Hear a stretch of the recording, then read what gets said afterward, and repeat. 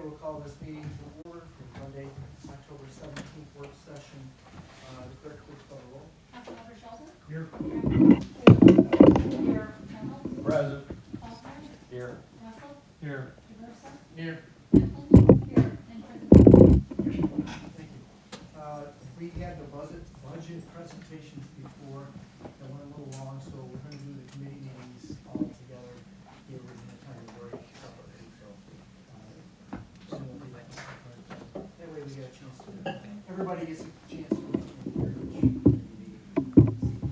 But this time, we'll give public a chance to speak. If you speak to the council, the rest of the council, please give your name and address and limit your remarks to 5 minutes.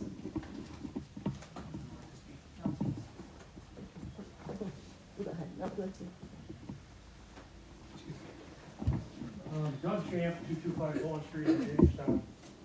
I have a couple things I wanted to bring up. Last time we talked about the need of this department and having what I would call a SWAT Bearcat. And that's been identified a lot lately in the paper so people understand actually what that is. The reason why I brought that out and the dynamics of that is because our SWAT team, which is highly respected and certified on the state level, had to answer violent calls in a van, totally unprotected van. So we were sending our officers out unprotected other than personal body equipment that were subject to a lot of problems if they came in conflict with high ballistic weaponry, such things as 308s, 300 mags, and a variety of others that are out there. That's been going on for a long, long time, so it's not something that was created and left to this administration. It's been around, it's in the natural process of protecting the SWAT team. And the SWAT vehicle is a multi-use vehicle.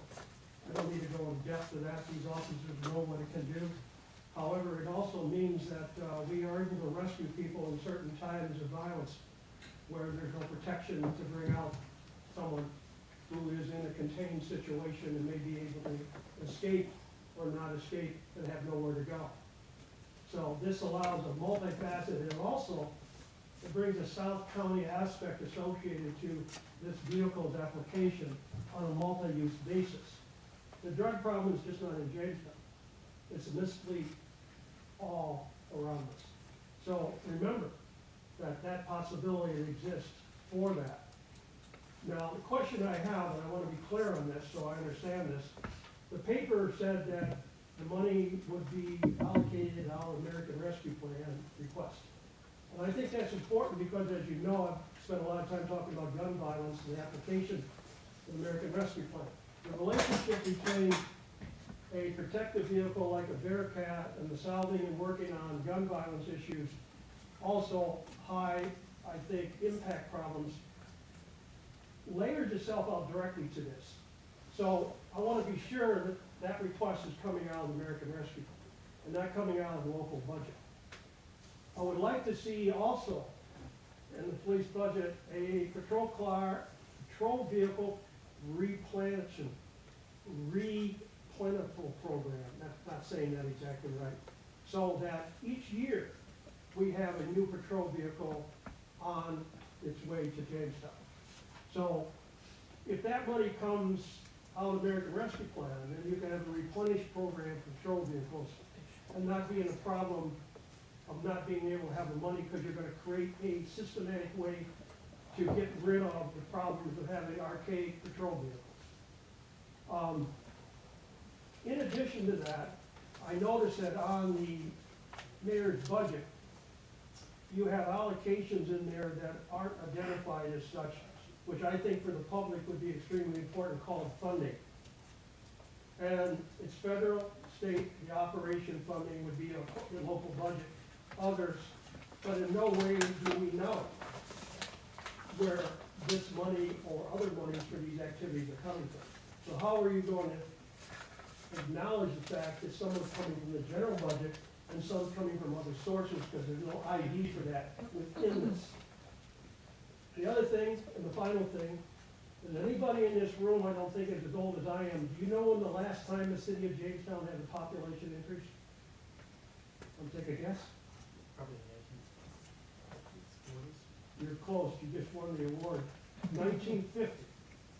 1950, we had a population increase. Ever since then, it's been going down. And for each year forecast, now the census of 2020 is out in full order for review. I would suggest that the operating budget show a population-based impact. So that you look at what the money on the operation budget is doing regarding the number of populations active in census in the city of Jamestown. The problems haven't got better, they've gotten worse. For fewer number of people. Now that's sociality, that's a variety of things that have created this. But to show what the population was, and since 1950, it's been going down. That's over 70 years. And the forecast is for each year out, it will continue to decrease by 1% per year. That is monumental. You want to know about economic development? That's why we're not having, the population is moving out, and what's moving in cannot replace what's left. Anyone else would like to address the council?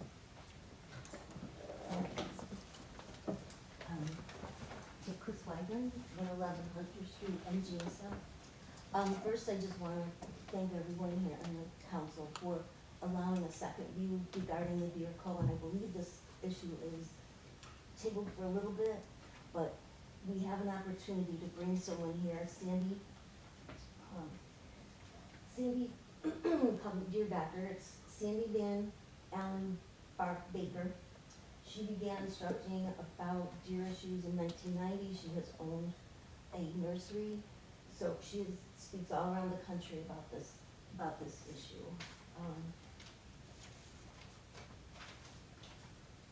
So I just wanted to ask that we have an opportunity to address this issue in a humane way. And I've seen some things written in the paper about knee-jerk, emotional, but being compassionate and empathetic shouldn't be criticized. We shouldn't criticize that kind of approach. Sandy can take an approach that's educated. She does a 5-step plan. She teaches about the deer behavior, how to select plants wisely, choosing effective repellents and deterrents, finding out what fencing works and why, and then she can help develop a customized plan for this area. So she's traveled all over the country. I just want to read a couple comments about her presentation. So this came from the mayor of Seven Hills. Along with the Ohio State Master Gardeners, they hosted a venue where people were lined up out the door. Those in attendance were captivated by Sandy's knowledge, insight, and entertaining presentations.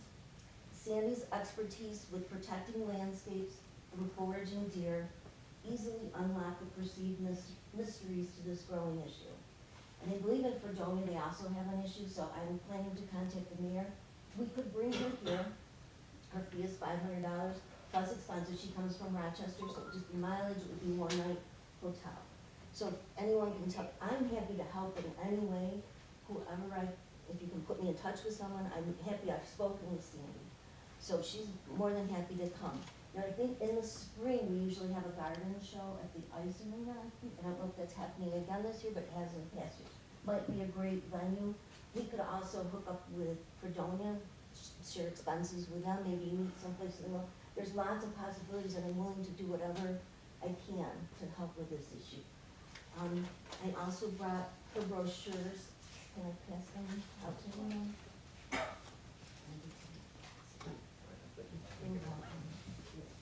Thank I don't know if I have played enough. That's fine, thank you, Chris. Oh, you're welcome. So, Good night. Yes, I was using it for her. So I just wanted to know that she'll come and how we can manage this without having to shoot them. And as it is bow and arrows, and it's painful for them, takes a long time sometimes for them to die, so if we can find a solution. The other issue of that, you call it here, nature steps in and now they're having twins and triplets. It really doesn't do what it's intended to do. It increases them for having increased populations. So, I'm really appreciate if someone would help me and we could get that, get her here and see her, at least give her a try. So, thank you all very much. Thank you. Anyone else would like to? I would like.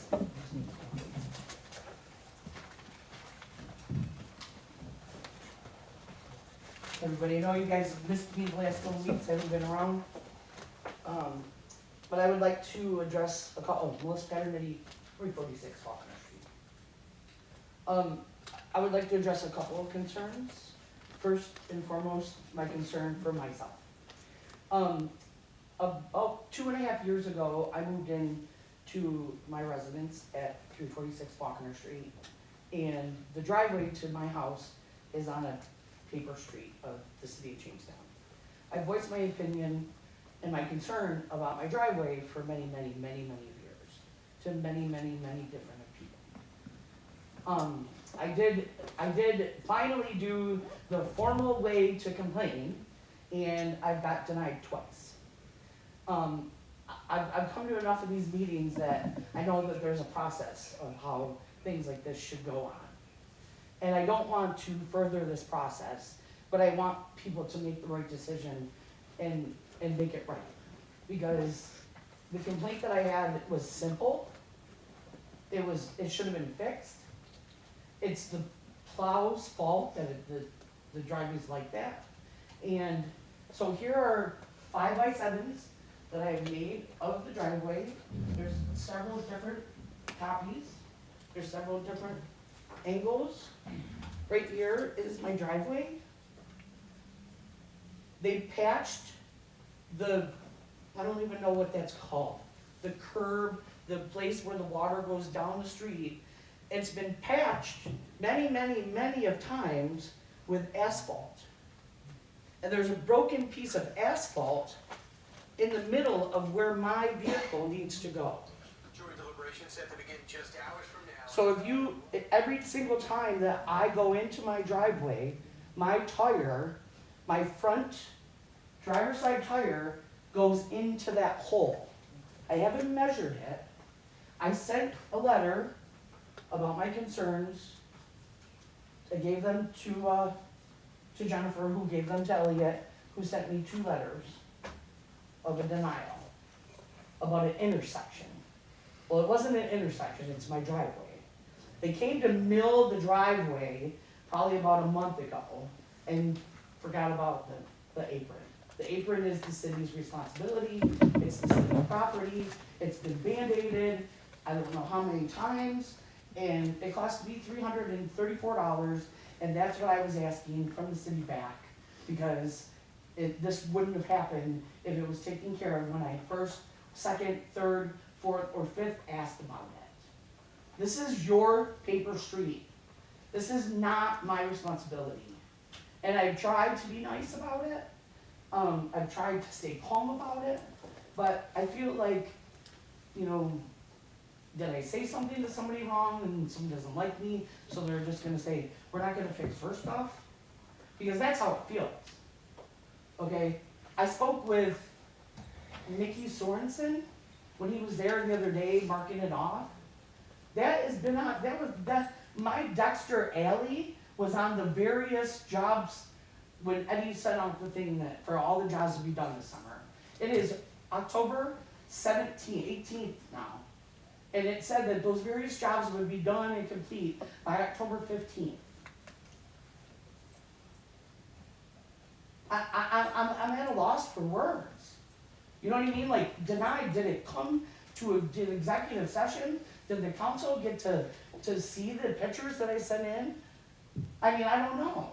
Because it really makes me feel like this is not fair. And do I have to get a lawyer? I mean, I shouldn't have to get a lawyer. I gave everything, and I mean, you can tell that that's been patched. You can tell that that's been broken. And for someone to tell me that that was not the fault of that hole, that's BS. That is BS. I have to go in and out of that driveway, so if I go in and out of that driveway several times a day, guess what? And there's no way to avoid that. I can't park at the street because I can't walk down the stairs inside the building because they're steep. And there's no stairs on the side of my house. So my driveway is in the back there. I have no way to not, you know, I can move. What's that do? Another concern of mine is, and an email was sent by myself, or from myself, to Kelly Johnson about Dexter. I've also asked for, you know, people can't find me. They don't know that that's Dexter Alley. And I actually learned that that was actually called Dexterville a long time ago, back in the, who knows, 40s, 30s, 50s, you know, something like that, you know what I mean? Like, that was a very prevalent area, and it's not, you know what I mean? And so, I would really like it to be a conversation between the council and the mayor and Elliot, you know, to see if this can be resolved easily without me having to go get an attorney, because I feel like, you know, I don't wanna go get an attorney and have to go through all of this for something that should have been taken care of and made the right decision. So I'm gonna leave that up to you guys and hope that I, you know, can, and made you understand what I'm talking about. You know, I don't have $17 extra right now in my pocket, but I made these out just to prove a point.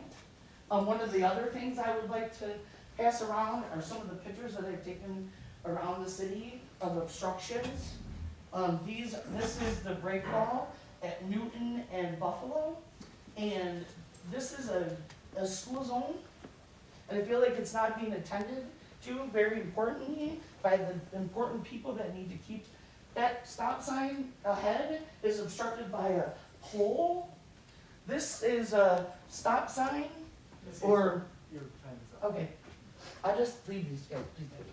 Thank you. Is there anyone else who would like to address the council? Certainly. Seeing none, we'll move on to our committees. Kim, we'll go to finance. Sure. So the first resolution is resolved that the state of Cleveland be authorized to attend the National League of Cities City Summit on November 17th through 19th at the Kansas City Convention Center in Kansas City, Missouri, with expenses paid pursuant to section 77B of the general municipal law. Second resolution, designating $91,683.50 an American Rescue Plan Act and transparency and tracking funds for the purpose of funding Springbrook Financial Accounting and Payroll Service. Note that the funding provided is through ARPA tracking and transparency funds. I do have some very significant questions on this. Did we send out multiple bids? Did we just pick and choose? Number one. Number two, has IT reviewed this, and are we gonna need additional upgrades to people's computers? I mean, I wanna make sure that we're covering every basis with a total switch to an ERP that's cloud-based from what we have now. Yep, so I'll come back to, I'll double check with Mark to make sure all the computers are compatible. But pretty much the Springbrook, sorry, No, go ahead, John, I have a question. the Springbrook software is a new system that we're gonna try to implement. Pretty much with the KBS system right now, it's very clunky and not very easy to use. The best benefactor to this is the time saving aspect that we'll be doing.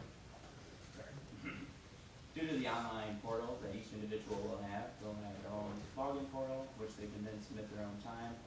And then that is automatically, after review and some other steps, approved through the individual department head and also through our system at payroll area.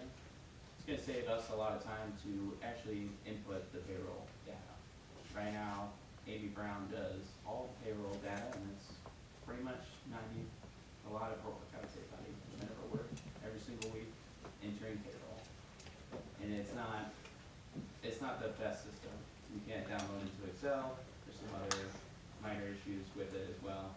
But the KDS's work so far, but I can fill in on some Did of we their do an RFP? So, we did not do an RFP, and we're not required to for software. However, to give you a little bit more background, this was started actually when Ryan was still here. Springbrook purchased KBS, several years ago. They're the ones that actually currently service our KBS server and program. KBS is, starting to stop any further updates along the way. So it would move us from the in-house server to, as you mentioned, Kim, the cloud-based platform. Since Springbrook already services our software, they seemed to be the right choice to convert the data into their system, since it's a similar system, since they purchased KBS. It would be fully cloud-based. We would move all the things and the data that we have from our server in-house to the cloud. We did look at other programs, other ERP programs for financial software, and this one made the most sense because it's currently owned by currently owns the software that we use and have been using since the early 2000s. So it's a $19,000 roughly a year. that's correct. What do we pay for KBS currently? We pay around 17, So it's comparable? yeah, a slight increase, but My big concern is if IT is not involved, I would like to hear the input of them, because as many of us know, with an ERP system, there's always upgrades to things that might have been missed in this. Mark was part of the demonstration, but we'll get a formal opinion for you. I would appreciate that. I have a question as well. In terms of, are there other municipalities using this currently? Are there references for people who are currently using it to find out how it works, if they're happy with it, if it does what they say it does? Yes, I don't have that offhand, but I know we've gotten a reference list of others that are using it across New York State right now. I would appreciate seeing that, Yeah, of because course. I've seen, other boards get involved in these softwares and then turn out to not be what they thought they were. And there's a lot involved in undoing once they change systems. Sure. This is, so there are other, I'll get you the reference list, but like you said, there were other communities, especially in New York and Western New York, that originally adopted KBS. It was originally created, I think, out in Williamsville. Springbrook eventually purchased them, and so has kind of sucked up whatever customers they still have. We'll find ones that did the conversion. Yeah, I'd really like to hear from them what their experience has been, Sure. how long they've been using it. Of course. With cloud-based comes some additional security stuff. Yep. So I would like to have that marked here for that discussion. I have some real strong concerns with security based on the cloud and some very vital information being out there, so. Thank you. Of course. Resolution number 3 is a resolution authorizing the mayor to enter into an agreement with Springbrook. Again, that's related to number 2, so. Hold off on that. Resolution number 4, whereas on January 22nd, 2002, the Jamestown City Council adopted a resolution number 200201C03 that effective immediately and until further notice instituted a hiring freeze for the city of Jamestown. This is resolved to lift the hiring freeze, suspend the hiring freeze instituted by that resolution and fill the position due to the essential nature of the position of one full-time court security officer in the Jamestown Police Department, funding provided by the New York State OCA. Sorry, those resolutions are so long. That's okay, I just kind of shortened the whereas. So basically, releasing the hiring freeze to fill the position of a court security officer that will be reimbursed by New York State.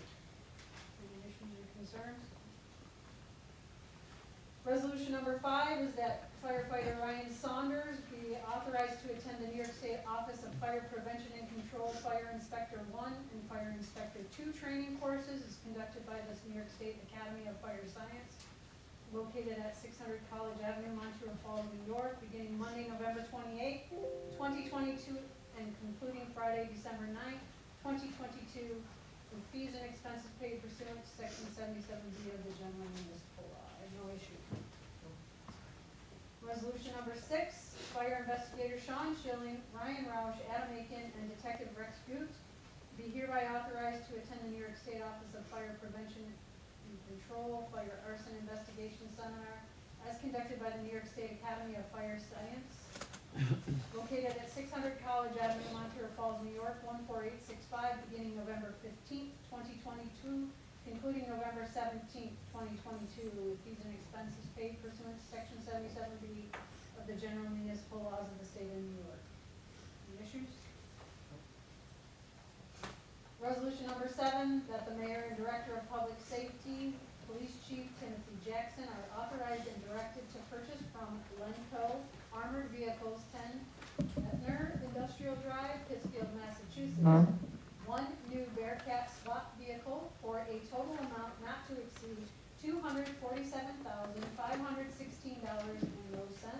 subject to the approval of the Corporation Council as to form. I know you guys are here to give a demonstration and talk about it. I don't know if you want to do it now or, It's up to you. that's fine with me. Okay. Well, one thing I'd like to be clear about is that although we're calling it a SWAT vehicle, it's used for multiple purposes. It can be used for a rescue, a search and rescue, evacuating people, so, and a trauma center. So it has multiple uses, it's just not for SWAT raids. The SWAT team, our SWAT team is one of 27 in New York State to be certified. That's a huge accomplishment. They, in my opinion, deserve the best equipment to do their job. Without, there's no doubt in my mind, the requirements that they went through to get that certification are very stringent, and they should have a vehicle to fall back to. Since 2016, our SWAT team has been deployed 199 times. 2 hostage situations, 4 barricaded subjects, 5 high-risk warrants, 1 search and rescue, and 187 search warrants. We could have used that, and they're gonna talk a little bit about certain specifics when we could have had a Bearcat, but we used another vehicle.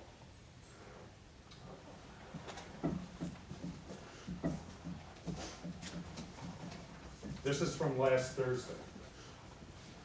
This is what our officers, our SWAT team, took last Thursday.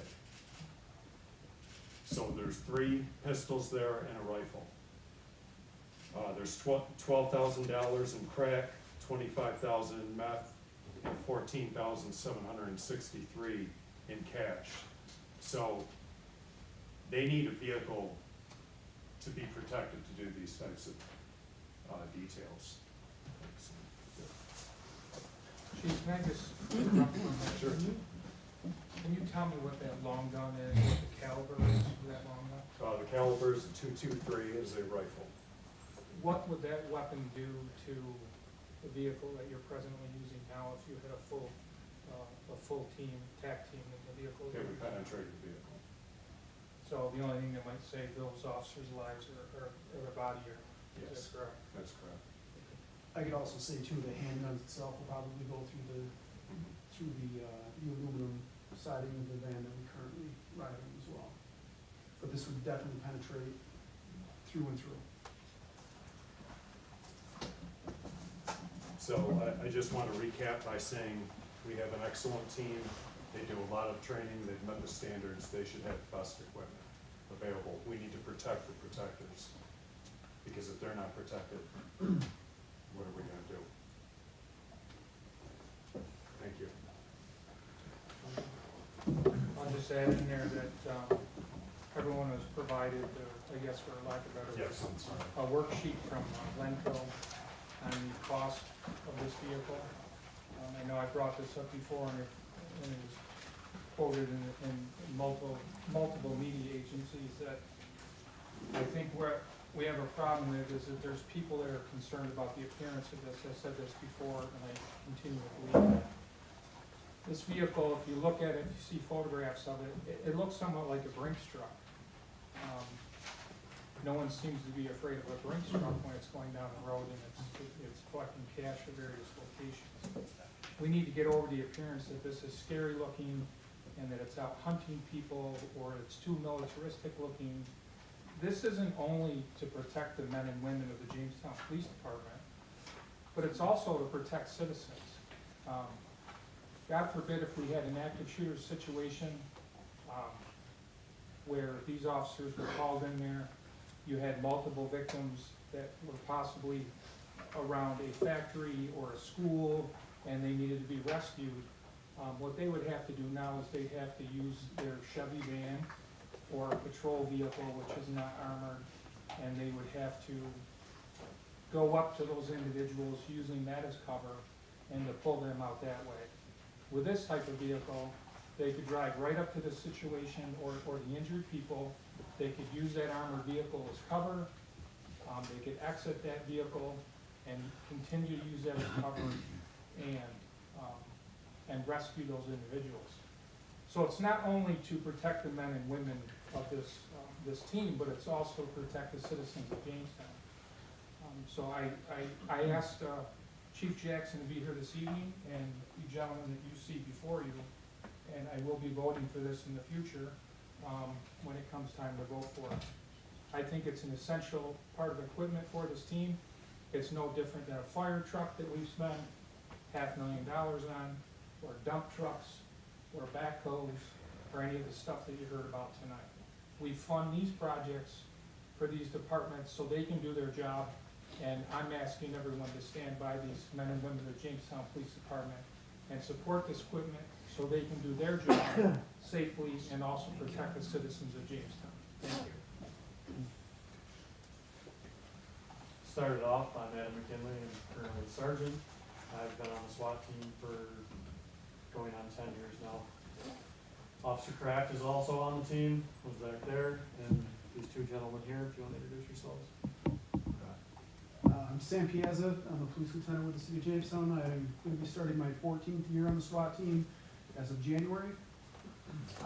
Jay Wadwick, I'm currently a detective with the Jamestown Police Department in the Drug Task Force, and I'm just completing my 14th year on the SWAT team as a team leader. And I think the most important part of that, we could talk in a whole bunch of different areas of where it's important as far as protecting us and the safety of us on regular high-risk search warrants and drug raids. But when you need armor, you need armor. There's always violence out there. And I think, Jeff hit the nail on the head when he said the most important part of that is when we're looking to either rescue downed officers or pin down civilians in some sort of active shooter or hostage situation in barricade. Right now, when we train active shooters as far as officer rescue or civilian rescue in an open area, if that's what the environment gives us, is we try to put like our handheld shields up against the wall of the van.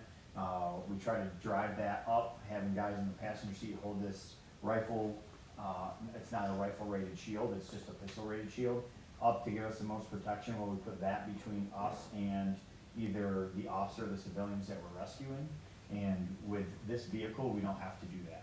So one, we can use it to rescue civilians in any sort of active shooter situation. Obviously, we all know that active shooter, the initial response is going to be patrol, but in a city where you have SWAT officers in almost every platoon that we have out on the street, our response to the station is pretty fast, and that vehicle will be available to us to assist in those capabilities. The other thing he touched base with, Chief Jackson did, is on the hostage rescues.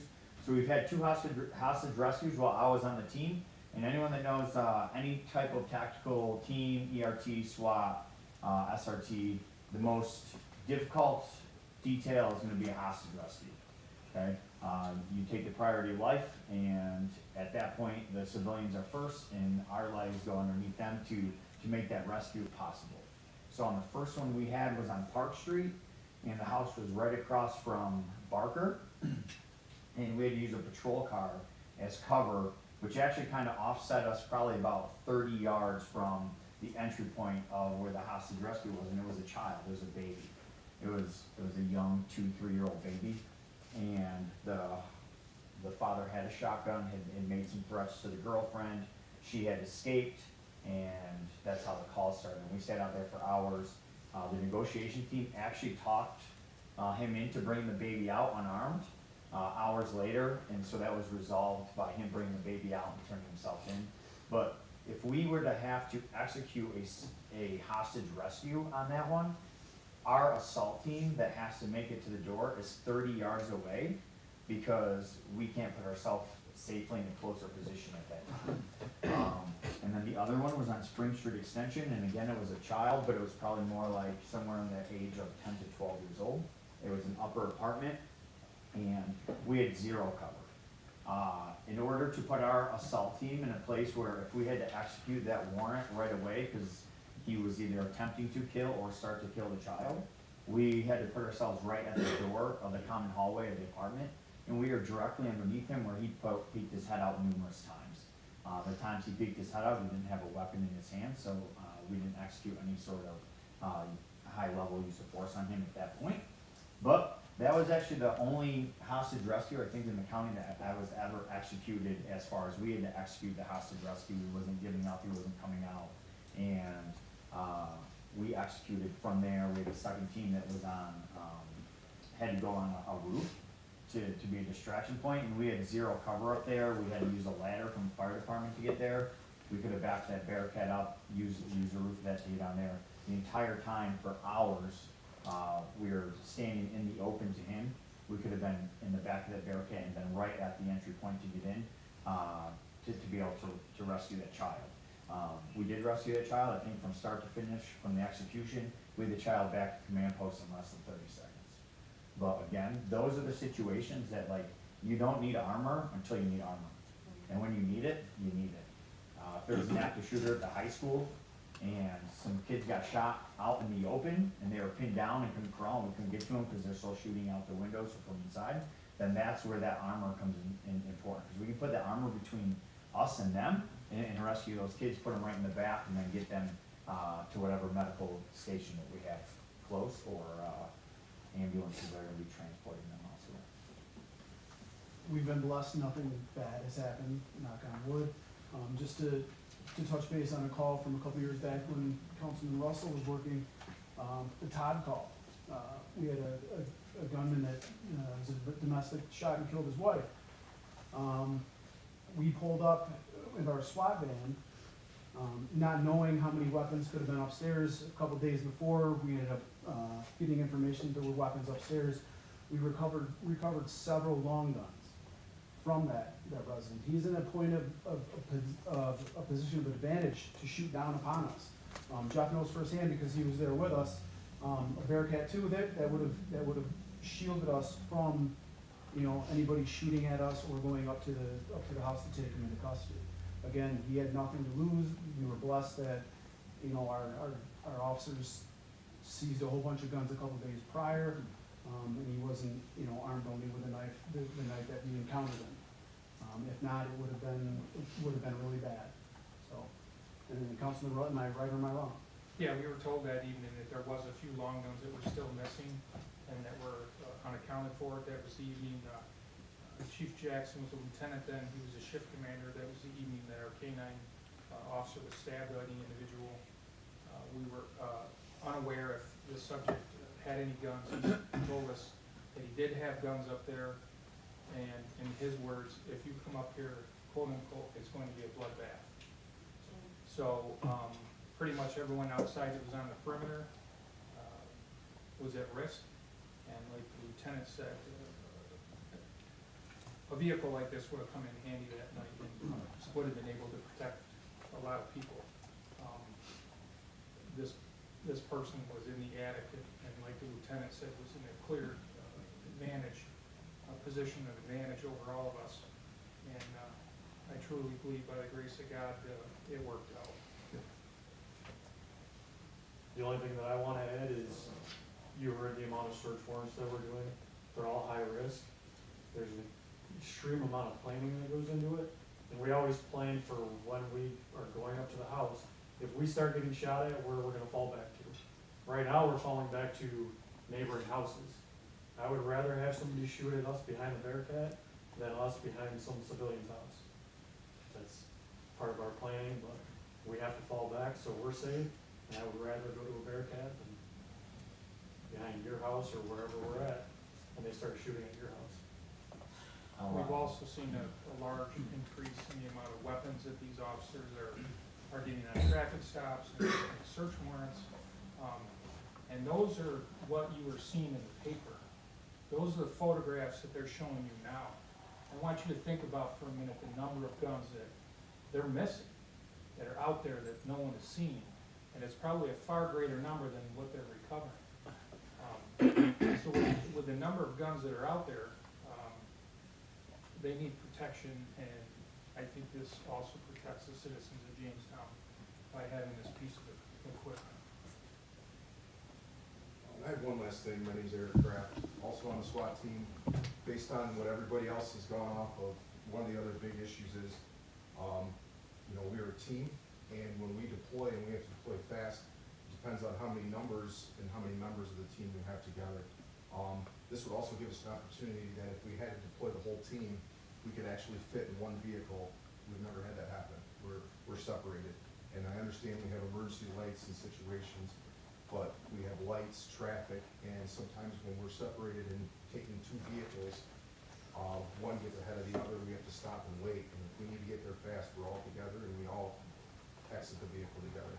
So that would be another benefit of having this Bearcat for us. Just talked about that second vehicle, what's the other vehicle that we use? The animal control vehicle. Oh. So, yes, Be safe. another van. Another van. The last thing, kind of, again, what Jeff said, I've been working for the city of Jamestown as a police officer since 2005 and as a police officer overall since 2001. And when I first came to Jamestown, got on the SWAT team, if we did a search warrant and found a gun, we were like, wow, we found a gun on this search warrant.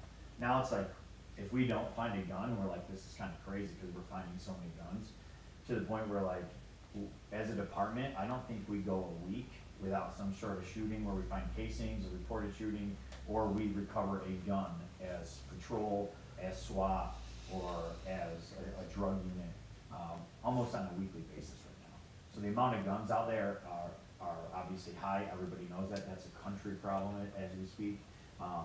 But that doesn't mean that we don't, to serve our civilians, we can be in better armed way, put ourselves in a better tactical position in order to serve those, especially in those, again, those high-risk ones, hostage rescue, active shooters, and then our everyday search warrants as far as like having a place to fall back on and get those guns off the street. Thank you. Thank you, Matt. Thank you for your time. I have a question. When would you expect delivery of this? How long would it take for you to actually? 1 year. 1 year. I also have a question. In terms of, would this be used anywhere outside the city or elsewhere in the county?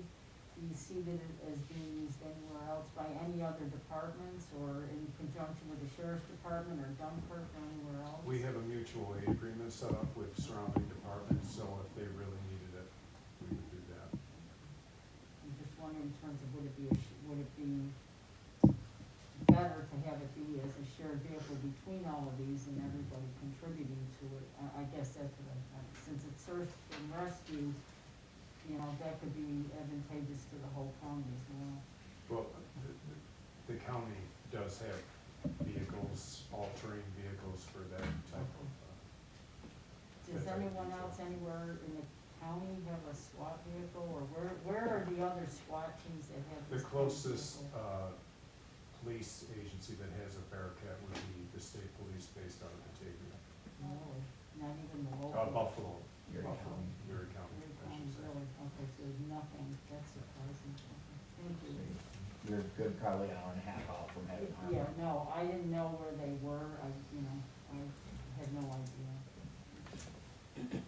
I'd like to add one thing as a retired police detective here in the city, to mainly address the military aspect of this piece of equipment.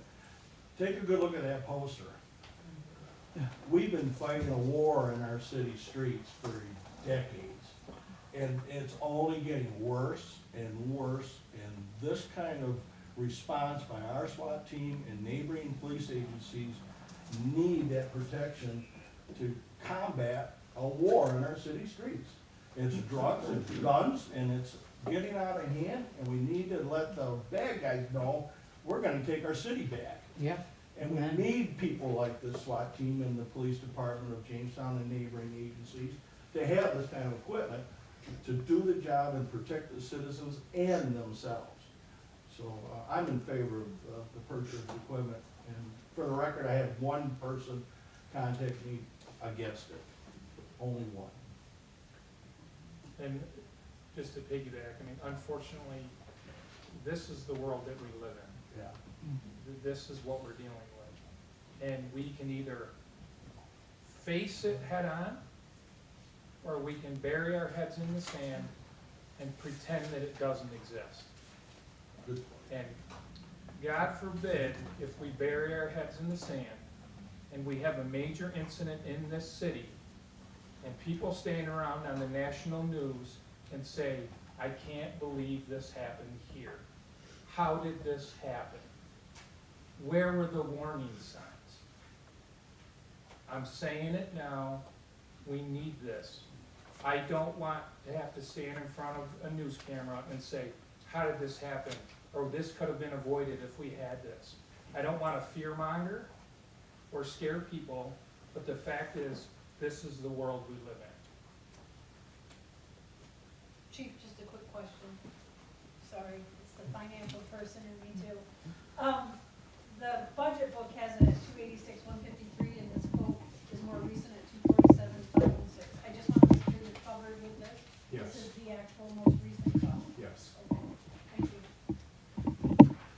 Jim, is it the money will be coming from ARPA? Yes, that is the, It's not worded on it. no, it's not. So, obviously, What do you think?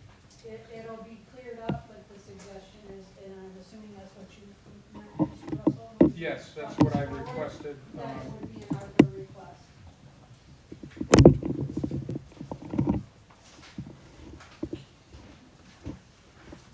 Okay, any other questions or comments or anything anybody wants to add? I'm sure these guys have places to go. Just thank you for coming. Yep. And good work from, Councilman Russell, with your contact.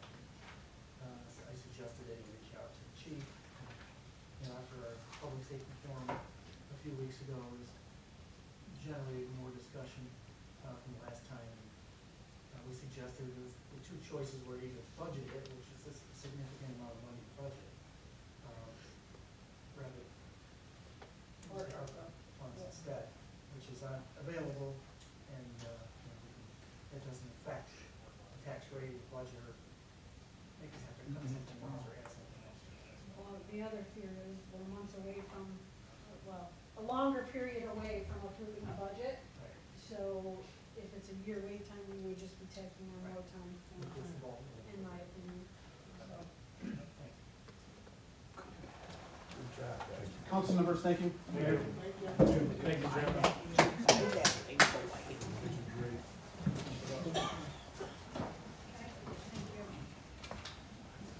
Moving on, resolution number 8, resolved that the mayor be and he hereby is authorized to execute change order number 1 with R. Patty Concrete Excavating LLC of Jamestown, New York for ADA sidewalk ramps 2022 based on a change order dated September 15th, 2022. I'm not gonna read all the details, for a total increase of $89,477.63, subject to the approval of Corporation Council as performed. Any questions or comments? We had some resolutions, under informational and report. The first one is for the $1 million in ARPA Plan Act Healthy Communities and Neighborhood Funds for the purpose of the land-based post-pandemic housing initiative. I know Crystal had asked you to come back. I don't know if you have prepared anything or if you're just garnering questions. Yeah, I'm happy to answer any questions. If anybody needs me to do a quick summary, I'm happy to do that as well. Anybody have anything specific? I know in your packet you got, the presentation again, so. No questions, we can move on. Resolution number 10, designating $750,000 and no cents in American Rescue Plan Act Economic Development Funds for the purpose of a business expansion and building acquisition program to be administered through the Jamestown Local Development Corporation by the Jamestown Urban Renewal Agency. Questions or comments? I know we had a lot of questions last time. Does anybody have, Crystal is not here, but Ben is, I don't know. I have nothing to do with this one. I Okay, apologize. so I guess if you have questions, you probably will have to table them.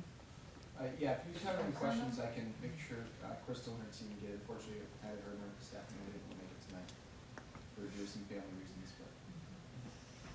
Resolution number 11, Jamestown City Council designates $750,000 and no cents in American Rescue Plan Act Neighborhood Stabilization Funds for the purpose of creating a permanent 19A home ownership program. Ben is here and can answer any of those questions. Anybody have any questions for Ben? The list hasn't changed, has it? Not since the last one that got sent by, I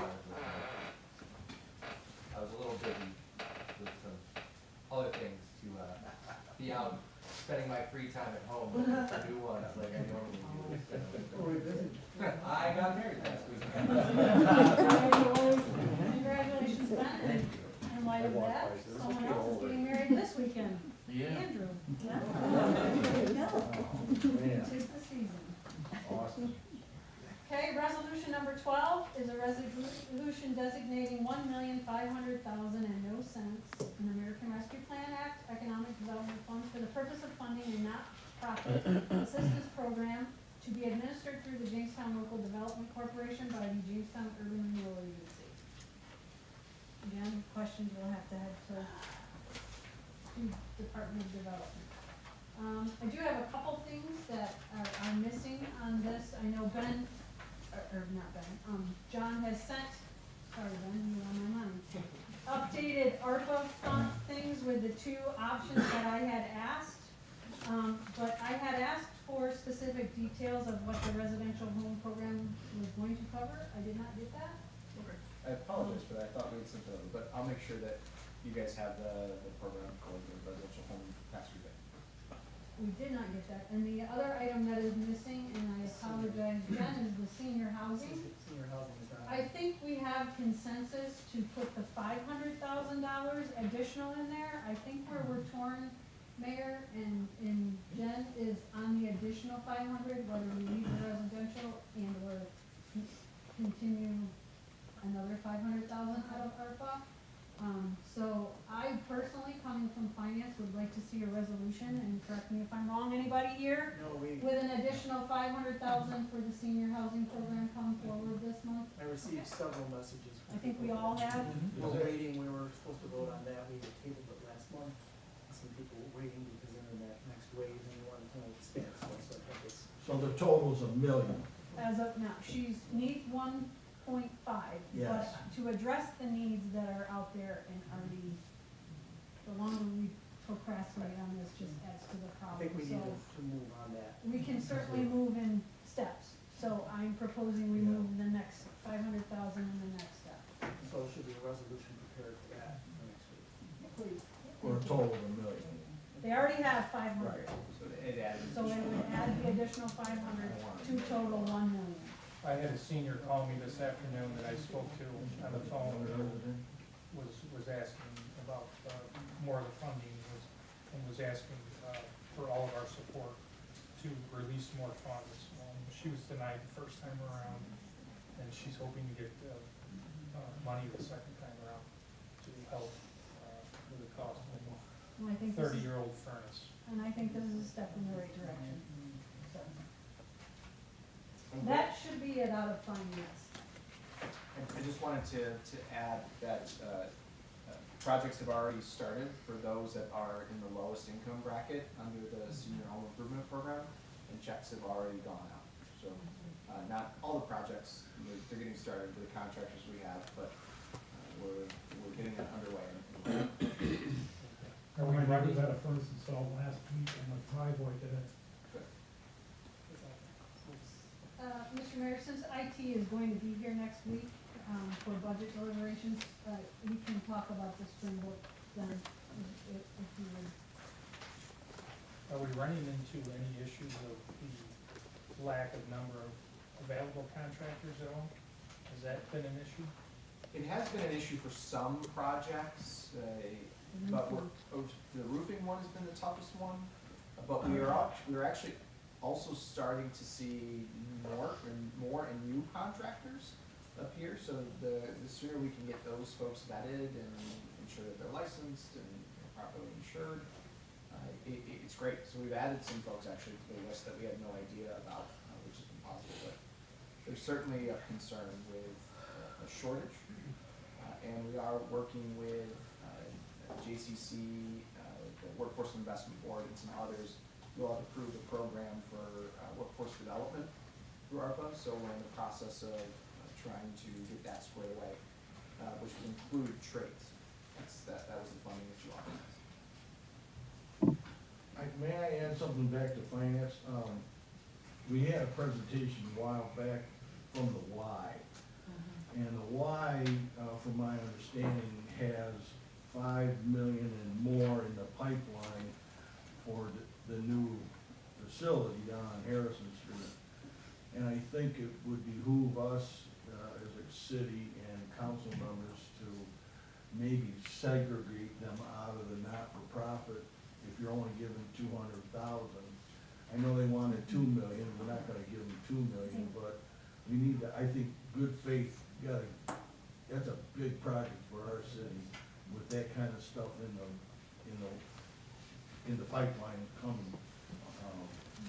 So I haven't heard anything more other than the presentation and around the city about doing something to show our initiative. I think the idea was to put them in with the other non-for-profits. You can't Because of, segregate them out.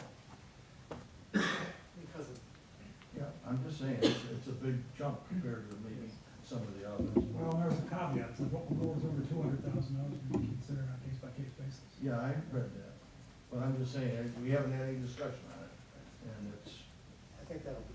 coming. Okay, thank you. May I add to that? Is that all right? Marie, you had asked a question about whether entities, not-for-profit entities, can charge a membership. I don't know, is No, Elliot still? somebody else raised that. I Yes. believe it was Mr. Champ raised it at one of the meetings, said that he didn't think ARPA funds could be used for an entity that was charging admission fees. That's what, at least that's how you read and interpret. It wasn't my words, it was No. Mr. So Champ. we raising did it up check the- in on that, and Mr. Mondo has a memo prepared for Okay. you all. But, and Elliot, correct me if I'm wrong, the long and short of it is there's no requirement for us to withhold any type of ARPA funds over that. I don't know, Mr. Mondo, if you Yep. want to say anything. There's no requirement that we withhold ARPA funds for them charging any type of admission. A lot of that factors based upon their tax status as a 501(c) nonprofit. As long as my name was brought up, it's extremely important that you follow the course. That course is recipient, beneficiaries, and sub-recipients. So whether or not the equation of membership is based on dollars of interest or on benefit is what the key result is here. It's not on something that you should just assume is a status of not-for-profit. You can't give this money We understand away. that, Mr. Champ, and we've made that designation in each of our contracts that we've given out ARPA funds, and we're required to under the Treasury Department requirements. I think it's part of the application too, would be on there as to what the mission is and the recipients and what the impact would be. Yep. And so as part of that is, you know, as far as the YMCA goes, it's not just giving the money to build a building. It's giving that type of non-for-profit, the opportunity to continue the mission of childcare and feeding and other programs for everybody in this community, different, rich, poor, young, old, minorities, whatever, that they provide, you know, it's not just a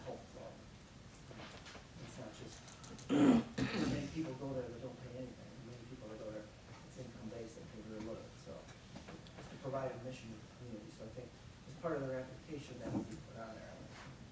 Yes, yeah, I just wanted to, since you mentioned, I wanted to just follow up with, we did check with both our consultants and the Treasury Department in regards to that question, and came up that there is no issue with it. Okay, move on to housing. Thank you. We had Gina Paradis from the Chautauqua County Land Bank did come and speak with us. She indicated there is currently no funding for demolition at this time, and there are no apparent actual at this time designations from New York State that there will be funding for it. However, any funding that we designate could be leveraged with the state to show good faith that we are, as a local community, contributing to the demolition, and it's not all being funded by the state. Although we do have some limited funds through CDGB, we don't ever have enough for all the demos that need to take place. Currently, from the properties that were transferred from the county prior to the auction, 13 homes in Jamestown were designated for rehab that have been transferred to the land bank, and 36 properties were slated for demolition in Jamestown, for a total of 49 properties. Just given what we know, the estimate of about I think it was $30,000 to $45,000 per home, there would be a significant cost because the demos have gone up into lead abatement and asbestos remediation, along with the cost for the landfill. All those costs have gone up. So that was, again, the request from the land bank. It was over a 4-year time period. And again, at this point in time, the county is transferring the properties for $1 to the land bank. They didn't used to take title to the properties, but now they are titled with the property and have to deal with the mowing and taking care of those things while the land bank has control of the properties. I think that was it. And there was one mention from Councilman Sheldon about Erie County. The land bank does its own rehab, but in our instance, it did not seem to be appropriate, that it was easier to have the home buyer under a contract. It's been done with Jura, and the city will actually have to take ownership of the property and take care of all the code enforcement issues within a specified period of time, or the property would revert. So that seems to have worked out, and then they hired their own contractors, or I believe can probably do some of the work themselves if it's, cosmetic. And that was pretty much it. But again, the need is great if you look at the number of properties and what the cost would be to them at 36 homes. Pretty significant. And that was it. And just another final point, the city does not have any money for demolition. Right, no, we have no money for that. We're out of money. Yeah, fundraiser. All right, move on to public safety. Thank you, Mr. President. So we have the same 4 resolutions from the finance. The first was to hire a full-time court security officer. Second was authorizing firefighter Ryan Saunders, the county fire inspector 1, fire inspector 2 training courses in Norfolk Falls. Also authorizing fire investigator Sean Shine, Ryan Rush, Adam Aiken, and Detective 10, the fire and arson investigation seminar in Norfolk Falls as well. And the fourth resolution is purchase of the Bearcat squat vehicle. I just want to throw my support behind that as well. With the ordinances and all the laws of the county. Under information reports though, we will be holding the annual Jamestown Rabies Clinic in conjunction with the Chautauqua County Health Department on Saturday, June 5th, from 10 a.m. until noon at the Fire Training Center on Harrison Street. Then do we know who the vet is going to be there? It'll be Dr. White. Dr. White, he's done the last few years. And the county has the link up on their website, it's also on the city's website, and we've already had quite a few calls to people getting signed up. We're off to the race. We'll have staff from the city clerk's office will be there, Yes. we're all the animal control officer. I'll be filling this ring. Perfect. I was going to check with you tonight to make sure you were planning to attend. Well, it is the Saturday before an election, so usually it's the Saturday after the election. And that's all that we have on there. mention. I know I mentioned these two reports by, John, but I wanna know, make sure loud and clear that everybody understands with everything that's on these, with all these proposals in front of us today, it only leaves 4 million.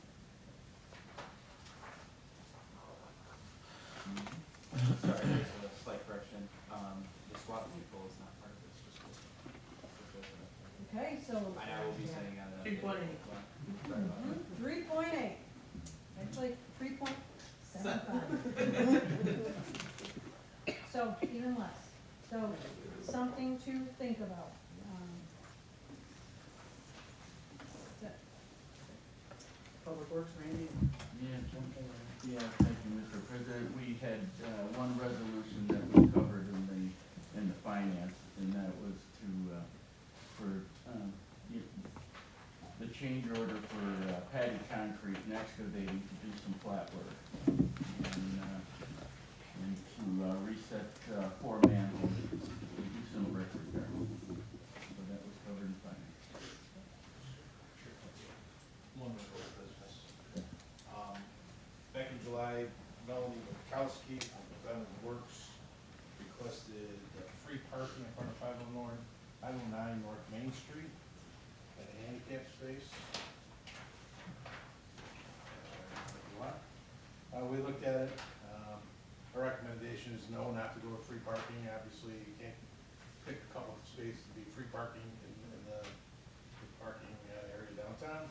We did look at it, and there is a spot that we could put a handicap space on the north end of that block between 5th and 6th. So that would be our recommendation.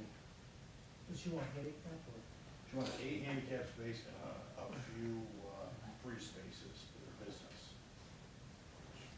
Open that door, everybody will have a free space. And plus the free space is just gonna get lower with 8-hour parking. You can find it elsewhere. Right, but I would recommend the handicap, for sure. You did get I did get a phone call information from her, and they are interested in coming and speaking to the Public Works Committee.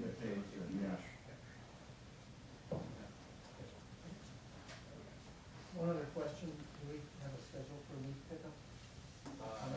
Start October 31st. You'll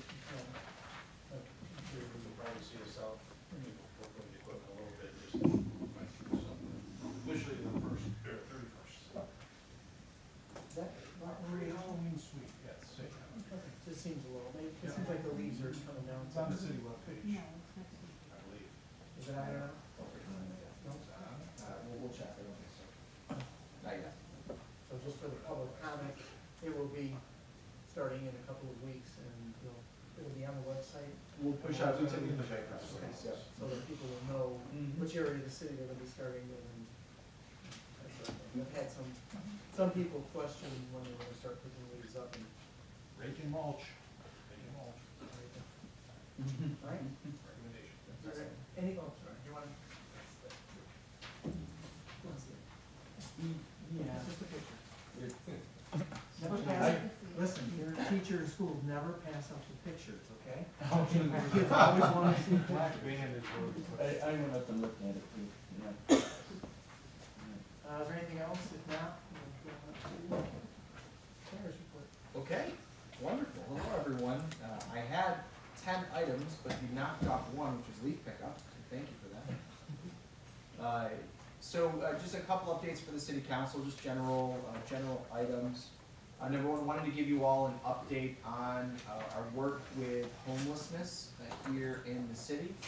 As you know, we started to see, and I hate to say it, I'm sorry I had to say it, but the first form of snow that occurred today. Any of you looked out of your windows? It was this weird. I didn't see it, it didn't happen. Weird nastiness that came on down. But it is a stark reminder of the need to do something soon. You may have also seen that we did have a fire at 40 Windsor, which was based on the initial investigation set by folks that may be squatting in that location. Correct? Yes. So we have said all along, that is a huge fear of folks going into abandoned buildings, abandoned homes. Many council members have echoed that same response. And so we have been working with, as mentioned, not only the resource providers, those that are working in the homelessness sphere right now, but also our churches, our faith-based groups, and we've also added in medical providers into that mix as well. We had some meetings where all kind of three groups coalesced and came together, and we had some interesting discussions ranging from long-term solutions to help with it, homelessness, to kind of the need for emergency sheltering right away. I am happy to say that COI is helping to take the lead on working with this, along with the county and others. We have, as of this morning, potentially identified 1 to 2 sites that would be emergency sheltering available, which would be for the winter time. So it would be a nighttime, usually from around 4 p.m. to 9 a.m. Those sites would then also provide security at the locations, food. We have other churches and other groups could provide resources there. We have kind of the social workers and other resource providers come to that location. And we were also talking about potentially having once a week a medical provider come on site as well to that location. We are still in further discussions on this, but it's something we want to try to get done within the next week. I am excited to announce that we have secured from HUD $194,000 for the homelessness initiative. We just need to create a plan for them in order to fund that.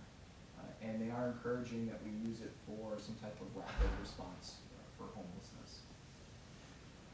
It is something that we're working on, and we're hoping to have all of our resource providers together and bring them back together within the next week or two, but have something in place for emergency sheltering within the next week. Okay? There is a need, just to give you an understanding of the number that the county is seeing, based on our conversation. On an average night across Chautauqua County when there is a code blue, the weather is under 32 degrees, they have about 7 people across the county that they have to shelter. That number is expected to double or triple this year with just Jamestown alone. Okay. So we are trying to work with those providers to have a rapid response emergency sheltering. There's also some further discussions with some resource providers about creating potential sheltering that deals just with folks that are in addiction, that have addiction needs, or potentially in recovery. So we are working with some other providers on that specific resource as well, potential sheltering for those folks. I can tell you that most of the shelters are full. You can, in speaking with them, they were at capacity not too long ago, as well as our other shelters, which includes a youth shelter and a shelter for women and children in domestic violence. Almost all of them are full as well. So there's certainly a need, and we'll keep you guys updated on it. I just appreciate all the work and the ideas that you've all provided to help us try to move this initiative forward, to provide a rapid response to homelessness here in the city. Any questions on that? I know it's a big topic. Like I joked last time, world peace is next, and let's hope to solve that. Yeah, I also wanted to thank you all for coming, and to thank our Parks Department, our Public Works, our Department of Development, police, fire, everyone who showed up for the opening of the skate park. I know it seems like that was forever ago, but it wasn't. It was a wonderful opening, and it took a lot to get that park up and running. But I can tell you that we've already had tours from other places around the U.S. come in to look at the skate park just in the last 2 weeks. We've also seen that skate park being used tremendously till pretty late at night. I was surprised, even when the weather is starting to look a little bad, that there were still kids using it really nervous about the tiny, like 4-year-old that was riding a scooter, one of those little razor scooters down the bowl, but I was quite impressed with the tricks and the kicks that kid could do. He's got a skate park in his backyard at home. See? So I just wanted to thank you all and thank all of you for your support, as well as for our teams that worked hard to try to get that open. I know for Jeff and for Dan, that was quite a slog along with our development office. So just wanted to thank you all for that. Hopefully you enjoyed the opening. Wonderful. I haven't seen anyone out there in any in the skateboard or roller skates yet, but President Dole's promised he will.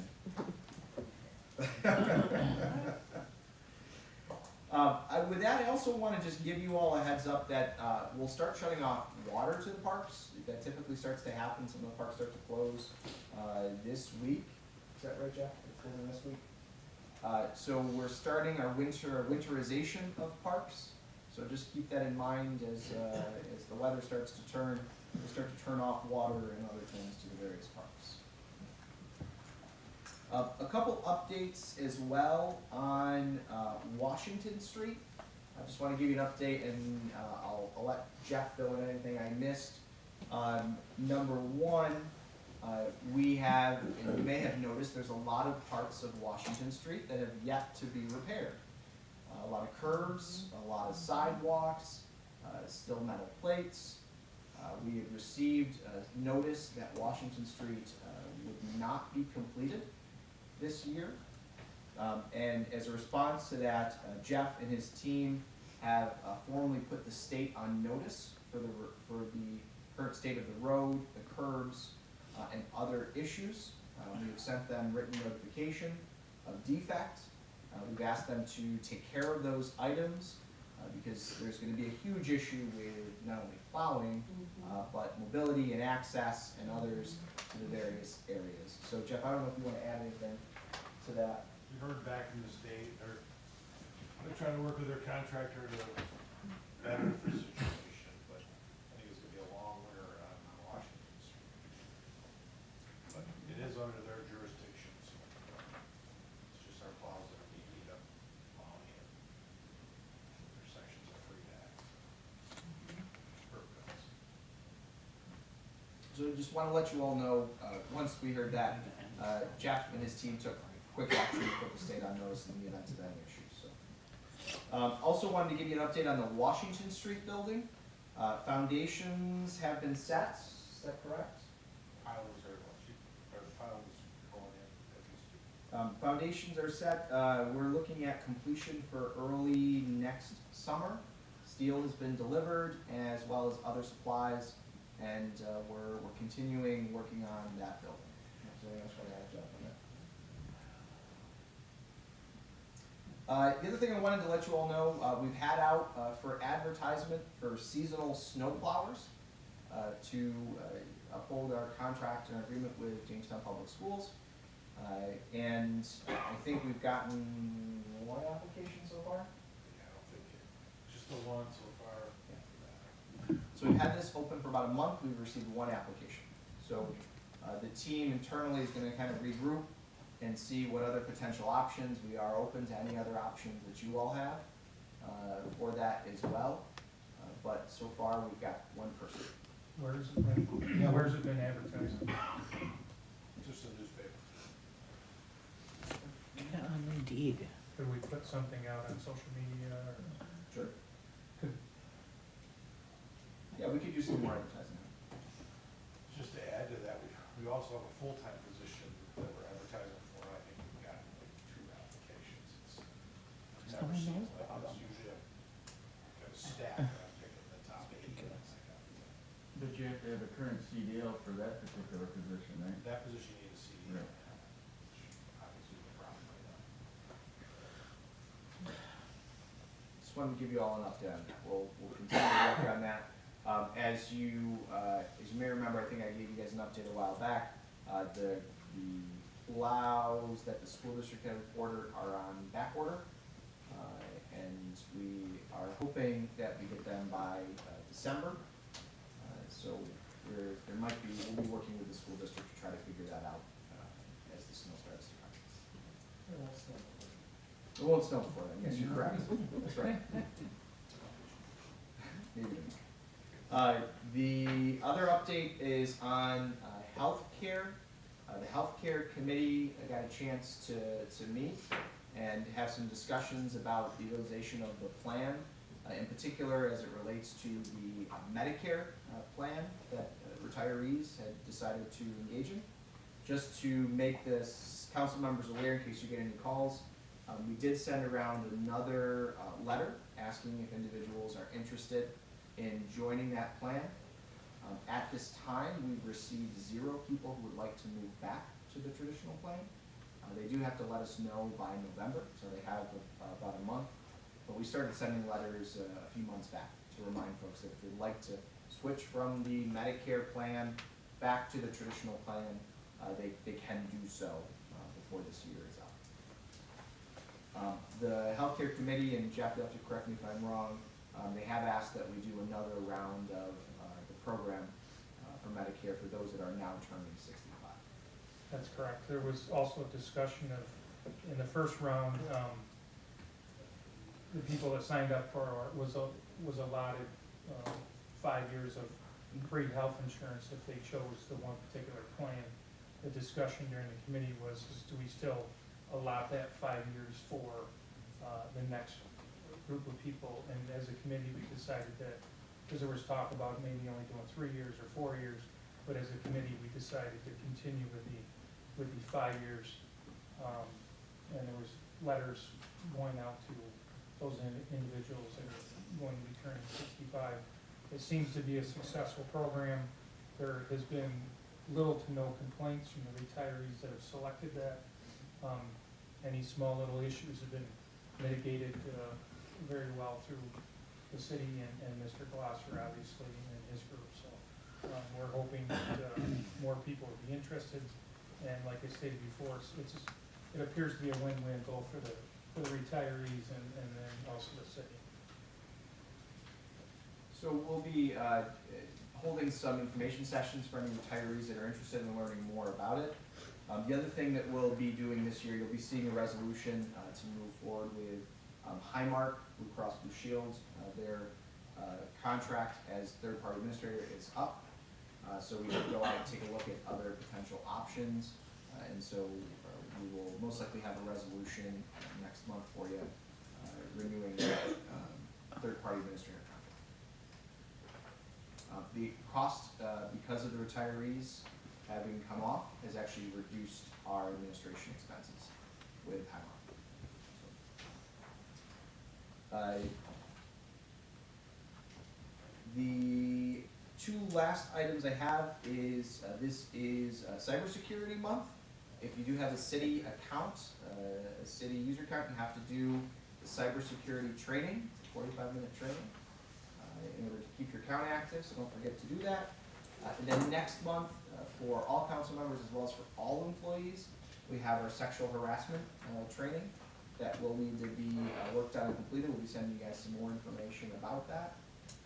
We do require all employees to do sexual harassment, workplace violence, diversity, equity, and inclusion.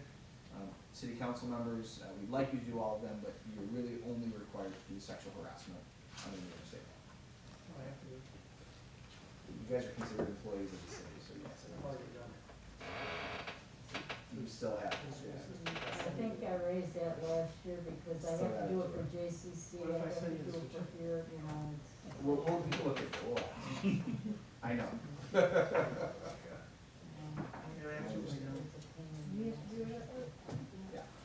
So just a heads up for everyone that's coming. And I do also want to just announce that today was the start of the Retool 22 conference that is being done through the BPU as well as NYSERDA and a couple other entities for update for climate technologies, green technologies, and others. We have, today was kind of more of the networking events, but we have a whole slate of panelists and others that will be coming to the Northwest Arena starting tomorrow morning. So we're very excited about that. We've got folks flying in from all over the country, various experts to come and talk. I think they've had over 200 people registered for the conference, and we're excited to see them. to see them all and where Northwest Arena is very excited to have a conference there and to be able to support some of that work. So it'll be the next 2 days. And if you are interested in the schedule, feel free to pop in on any of those events for our council members. With that, I have one item for personnel with no action to be taken for executive session. Sorry for all the audience. That was a lot. Very good. Any other questions? If not, motion to go to executive session for personnel. Andrew, all in favor? Aye.